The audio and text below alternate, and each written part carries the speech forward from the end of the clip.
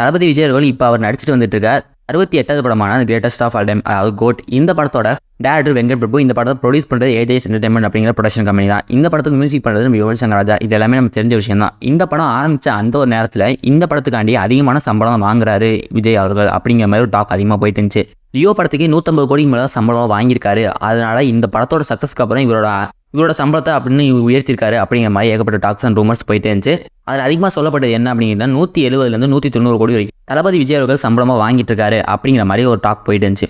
அப்படி பேசினவங்க எல்லாருமே அது குறிப்பாக ஒரு விஷயத்தை மென்ஷன் பண்ணிப்பாங்க. அவர் இன்னும் அதிகமாக கேட்டாலும் அது கொடுக்கறதுக்கு தயாராக இருக்க ஏகப்பட்ட ப்ரொடக்ஷன் கம்பெனிஸ் இருந்துட்டு தான் இருக்குது அப்படிங்கிறத அவர் சொல்லியிருப்பார். ஸோ இதெல்லாம் தாண்டி இப்போ லேட்டஸ்ட்டாக கிடைச்சிருக்க அப்டேட் என்ன அப்படின்னா, இந்த படத்தோட தளபதி விஜய் அவர்களுக்கு கொடுக்கப்பட்ட சம்பளம் அப்படிங்கிறது 250 கோடி அப்படிங்கிறது இப்போ சொல்லியிருக்காங்க. இது ஆல்மோஸ்ட் கன்ஃபார்ம்டு அப்படிங்கிற நியூஸ் கிடைச்சிட்டு வந்துட்டு இருக்கு. ரொம்பவே ட்ரஸ்டட் சோர்ஸ் மூலியமாக இந்த ஒரு நியூஸ் அப்படிங்கிறது நம்ம கிடைச்சிருக்கு. ஸோ அதனால் இதுதான் நம்ம தளபதி விஜய் அவர்கள் கோட் படத்துக்கு வாங்கின சம்பளம் அப்படின்னு நம்ம எடுத்துக்கலாம். இது மூலிமா இன்னொரு விஷயம் நம்ம தளபதி விஜய் அவர்கள் பண்ணியிருக்காரு.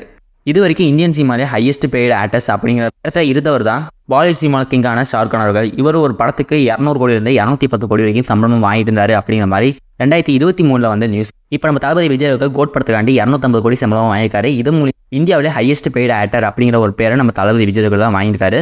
இந்த நியூஸை பார்க்குற சில பேருக்கு இந்த சம்பளங்கள் ரொம்ப அதிகமாக இருக்குது அப்படிங்கிற மாதிரி தோணலாம். ஆனால் அதுபடி கிடையாது. ஒரு ஆக்டரோட சம்பளத்தை இவ்வளோ தான் அப்படிங்கிறத எப்படி ஃபிக்ஸ் பண்ணுவாங்க? அவங்களோட ஃபேன் பேஸ் எவ்வளோ, அவங்களோட படங்களுக்கு எந்த அளவுக்கு ஒரு ரெஸ்பான்ஸ் இருக்குது, அவங்களோட படங்கள் டிஜிட்டல் ரைட்ஸ், ஓடிடி ரைட்ஸ் இதுக்கெல்லாம் எந்த அளவுக்கு பிஸ்னஸ் பண்ணுது அப்படிங்கிறத பொறுத்து தான் அவங்களோட சம்பளத்தை ஃபிக்ஸ் பண்ணுவாங்க. ஒருவேளை அவங்களே ஃபிக்ஸ் பண்ணாலும் அதை கொடுக்கறதுக்கு அந்த ப்ரொடியூசர் ஒத்துக்கணும். எந்த ஒரு ப்ரொடியூசரும் எந்த ஒரு ப்ரொடியூசர் கம்பெனியும் எடுத்தவனே காசை எடுத்து கொடுத்துட மாட்டாங்க.